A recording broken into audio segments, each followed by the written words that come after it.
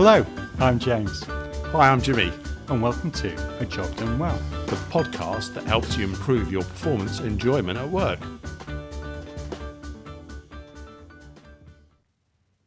Good afternoon, how are you doing? I'm doing well, James. How are you? I'm fabulous, thank you very much. What are we talking about today then?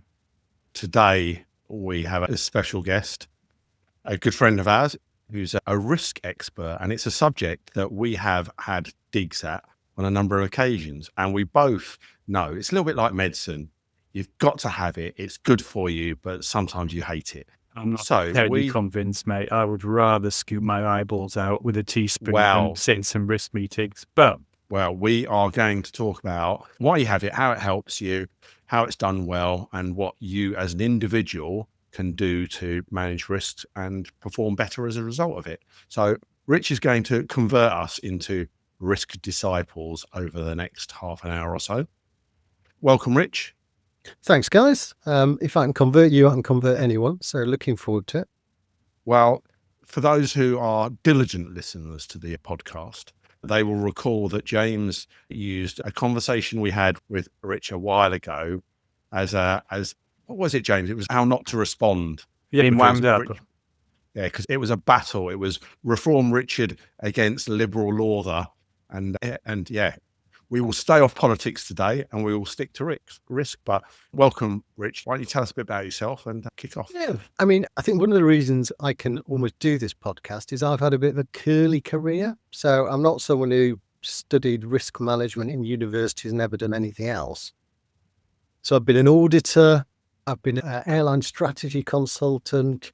I've been a program manager. I've done internal audit. I've run operations and contact centers, which is when we work together.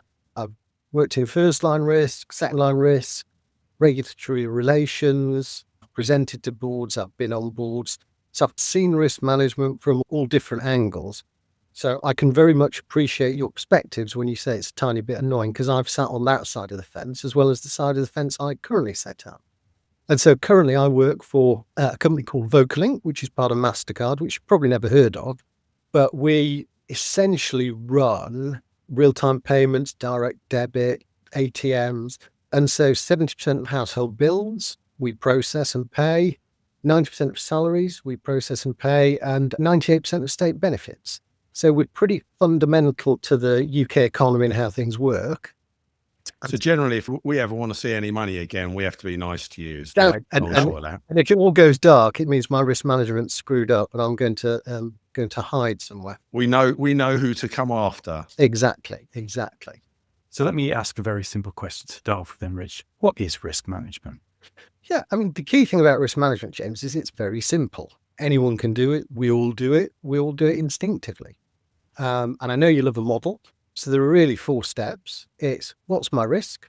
How scary is it? Based on that, what am I going to do about it? And how do I monitor things to make sure nothing changes that I'm unaware of? And so this morning, like many people, I went on the school run as the weather's particularly miserable at the moment. And so there's a chance it's going to tip it down. And so what I did is what loads of people do. I worked out what's the chance of it raining? How long am I going to be in that rain? And then I've worked out, do I need to put some controls in place? Do I need to take an umbrella? Do I need to take a coat? Do I need to drive or walk? Do I need to ask my wife to do it? And you reach that kind of instinctive balance of mitigating that risk that works for you, which is exactly what happens in companies.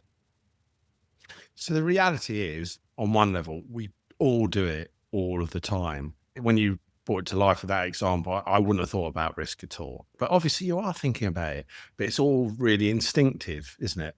It is. But the thing is, you've got to be more sophisticated, the more important it is. And so if it's me going to take the kids on the school run, the downside is fairly small. I get wet.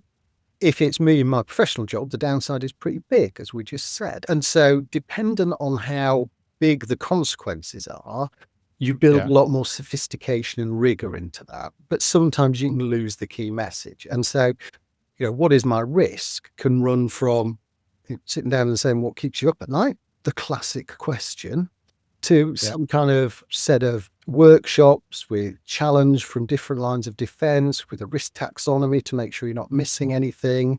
So you can really make this sophisticated, or you can keep it simple. But at the core, it's exactly the same thing. Yeah. And I think my And- take, Rich, I'm a bit of a risk basher. It depends how well it's done. So I have sat in meetings, or I remember one organisation I worked for, I used to sit in a meeting 3 hours every month where they would talk through risk. And it was a bit of a game in how many big words can I use and what is the most complicated charts I can put on the, right? I mean, just ridiculous. So, and I do think there's a bit of game playing goes on as well. So people will talk happily about risk. And there is a risk I'll get hit on the head with an asteroid. So there is a risk. Because they look knowledgeable about it. But people don't really talk about the issues they've got, the actual problems that are going on. So that's my rather jaundiced view of it. But on the other side, though, is actually, if you stop a risk from happening, well, that's progress, isn't it? You stop bad things happening, it's going better. And so actually a whole host of organisational productivity, and however you want to look at it, is fundamentally based on good risk management. So I'm a bit conflicted on it.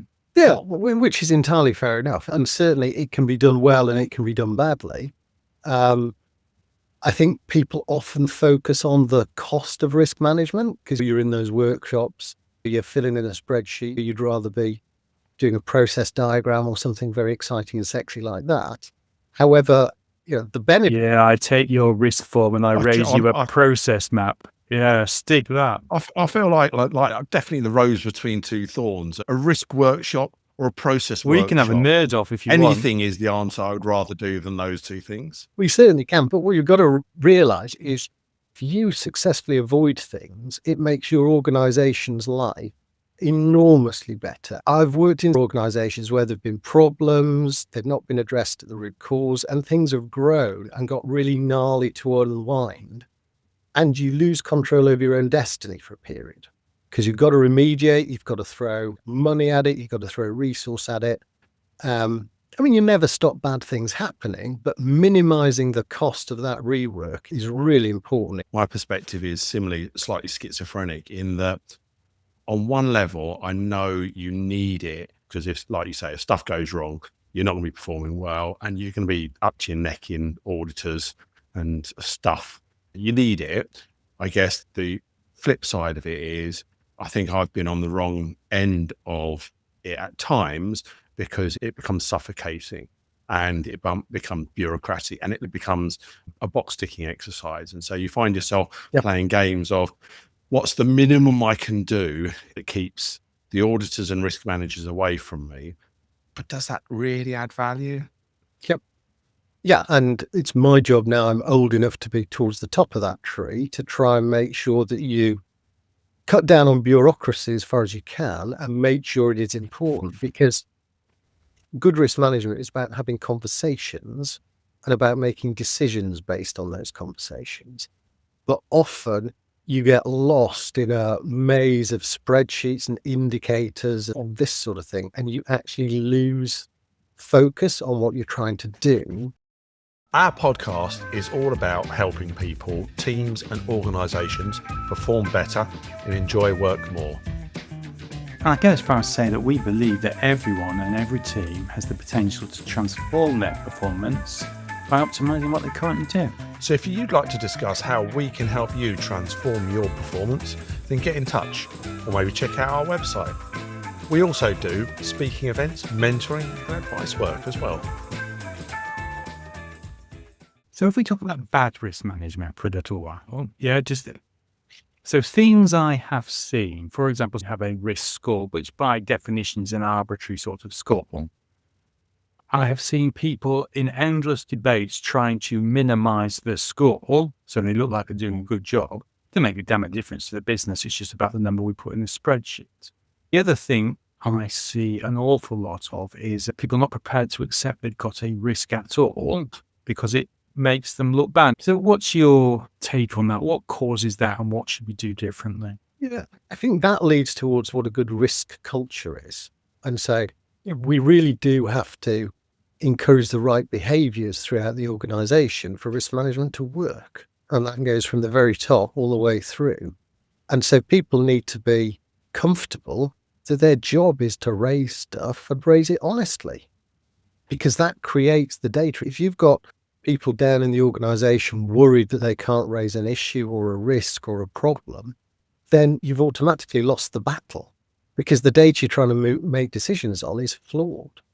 And senior management can destroy that kind of culture in a heartbeat by shouting and blowing up at people. But what you want is that honesty. And as you move up the organization, what you want is people to engage in a debate and pick up different perspectives.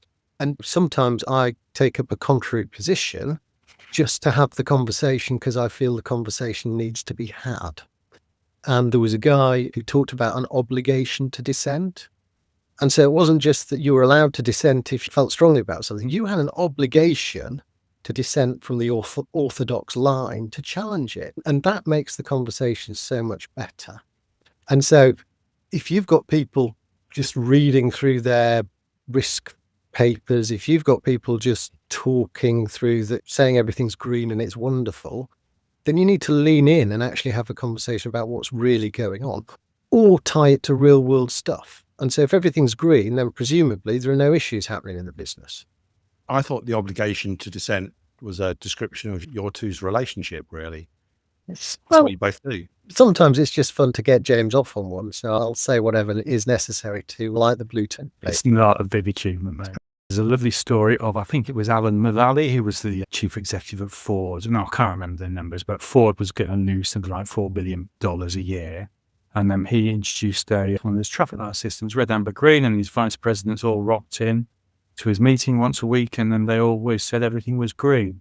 At which point he lost the plot a little bit and said, well, we're going to lose $4 billion this year, guys. How can everything be green? And then, but the change happened. Some people reported amber, and then they had a discussion about it, to your point. But it really came from the top, because I think his quote was something like, you have a problem, you are not the problem. But when you get to that point, then you start to uncover these issues, which is the real trouble with risk management, I think. A lot of our listeners are middle managers. So if you're a middle manager stuck in an organization that is doing stuff a certain way, you can't necessarily set the tone of the culture and influence the risk frameworks and stuff like that. So what would be your advice to the frustrated middle manager in this circumstance? And the three of us have all been there. And I think the key thing is you need to run your shop as if you're the CEO. And so you need to understand what the risks are. You need to have control of your destiny. You need to write it down.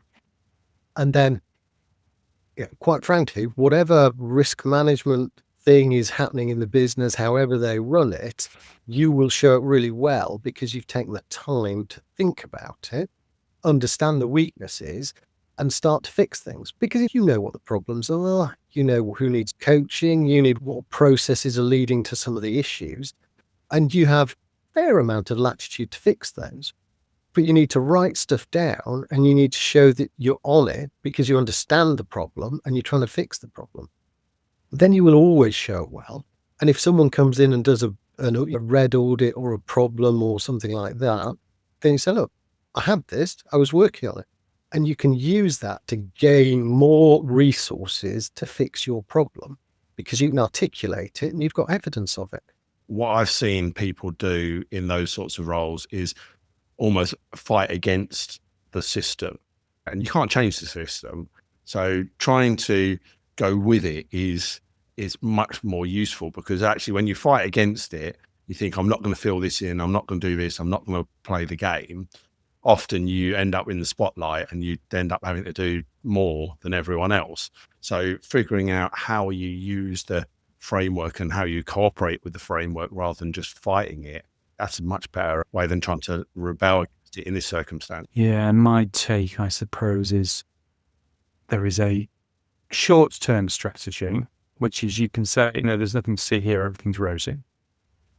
Or there is a longer-term but much more robust strategy, which is talk to your customers, find out what your problems are, understand what could go wrong.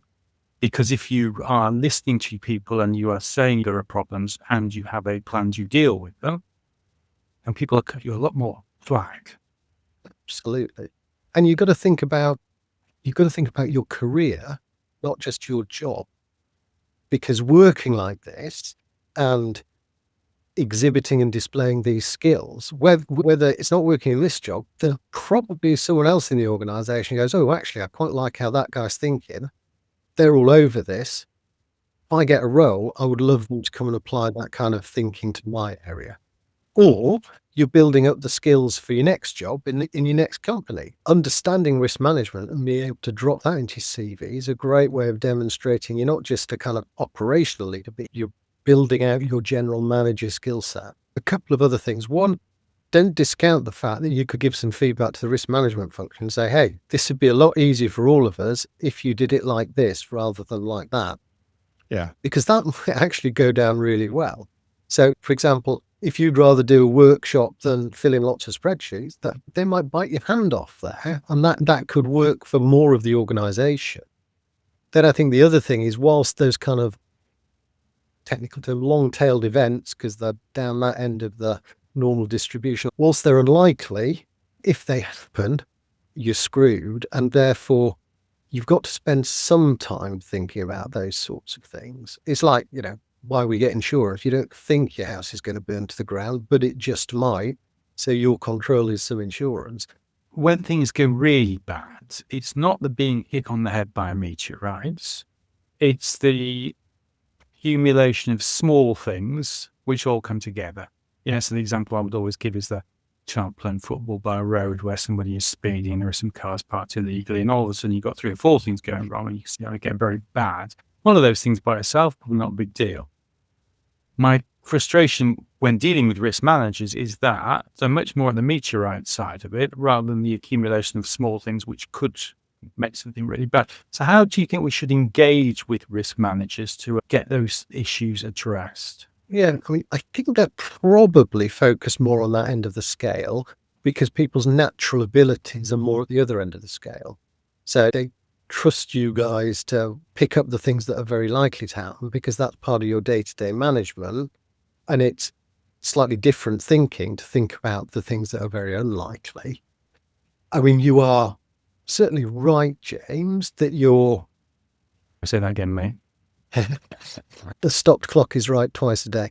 You are certainly right, James, that these things are often almost miraculous in the fact that 93 things had to go wrong for this event to crystallize. But if you have reasonable risk management, you will pick up on some of those things and make it less likely. I'm surprised when we got onto big risk events and stuff like that. James, I was sure you were going to go down. Was it Bhopal, Chernobyl, Titanic, Enron? Yeah, but you love a disaster. I do love a James. disaster, but all of these things happen, to Rich's point, when, and it doesn't need to be 93, but 5 or 6 things line up, and all of a sudden, it's all gone horribly belly up. So you get to a position where actually it is the small things which will kill you, not individually, but if they line up. We hope you're enjoying and getting value from listening to our podcast. If you are, please can you share it online on social media with friends and colleagues? We appreciate 5-star reviews, and we really do, but any feedback on how we can improve or subject that you'd like us to cover, just drop us a line and get in touch. This all helps us bring the best quality show to you to ensure that you can improve your performance and enjoyment at work. If I'm an individual or I'm a team leader, unit leader, whatever, managing a group of people, what are the recommendations you would make for me as an individual and me as a leader on how I could use risk management to help me improve my performance and enjoyment at work? Yeah, and so I think there are 2 angles to this, Jimmy. So one is the improving how you run your shop. And that is taking the principles we've talked about at the right level of sophistication for your shop and really spending some time yourself and with those of your team that you trust thinking about what are the real risks, irrespective of the corporate machine. What are we worried about? And in your normal business planning cycle, how can we change our processes? How can we change our meeting cadence? How can we change our organizational thinking to make sure we are, not subject to those problems? And that will make your shop run more effectively. I think the other thing is looking up, embrace risk management, because People in risk are human too, and they would far rather, The ones I've worked with, mate. engage with someone who's interested, knows the business, and goes, yeah, that's not important, but these things are, here's what we're doing about them. And you almost become the poster child for it, and that will get noticed. Therein lies one of the opportunities. I think people look at risk managers and think that they should either avoid them or that they're the enemy, that they're there to stop you from doing things. Whereas actually, a good example, in the last organization I worked in, actually getting them involved was really helpful, rather than how do I keep them at arm's length the whole time? Then they can give some valuable perspectives rather than just, I'm going to hold them at arm's length. And if they force me, I'll fill in their spreadsheet, but only if they force me. Yeah. And I think also when you're doing projects, when you're doing different work like that, then getting these people in at the start can be really helpful, because they'll give you a different perspective on how you should set things up and think, which means you're going to be more likely to be successful. And risk managers aren't sitting there thinking, how can I destroy everything in the business? They're keen for you to be successful as well, just successful without some of the slip-ups. So much as it pains me, Rich, quite an interesting conversation. Dan by faint praise, quite interesting. I'm going to say, let me try and summarize it then. So I think really the key thing here is culture, but culture begins with your own behavior. So it's all about role modeling the behavior that you would want to see. So as a manager in an organization, the key takes for me are, we've got a risk management team, bring them in. Don't hide stuff from them, bring them in. Yeah, get them to work with you and help you. The second thing is, once they're in, pony up on the issues you've got, because if you're ponying up on the issues, then you can start to address them. Whereas if you're hiding them under the carpet, you never will. If it's a bureaucratic nightmare of a process, which, let's be honest, some of them are, but then it's nothing stopping you suggesting alternatives. There's my short summary. Is anything you have? I'll add a couple of bits in. One is, in thinking about risk management, bear in mind the benefit that it gives you in terms of stopping things from going wrong and therefore enabling successful performance. And I think the other point that you made, Rich, which brought it home to me as well, was we do it all the time. We just don't badge it as risk management. So one of the challenges, as you say, risk management tends to get applied up here, whereas we do it down here all the time. If you thought about it holistically, we're all risk managers, much as it pains me to say that. Even James. Rich, now you've got a summary from me and James. Tell us, what have we missed? Yeah, I think that's a very good summary. And I think the overall thing is, everyone's after the same thing here. Everyone is after the organization to be successful, which means achieving the organization's objectives, which are your objectives, without distractions, without things going wrong, without issues, without remediation, without customer complaints, without regulatory problems. Everyone wants the same thing. And so the more open and clear you can be, acting like an owner, running your shop and giving suggestions, I think that's great for the organization. I think it's great for you. Well, thank you very much, Rich. Thank you, guys. Thanks a lot. We cover a whole host of topics on this podcast, From purpose to corporate jargon. but always focused on one thing: getting the job done well. Easier said than done. So if you've got unhappy customers or employees, bosses or regulators breathing down your neck, If your backlogs are out of control and your costs are spiraling, and that big IT transformation project that you've been promised just keeps failing to deliver, we can help. If you need to improve your performance, your team's performance, or your organisation's, get in touch at jimmy@ajobdonewell.com. or James@jobdonewell.com.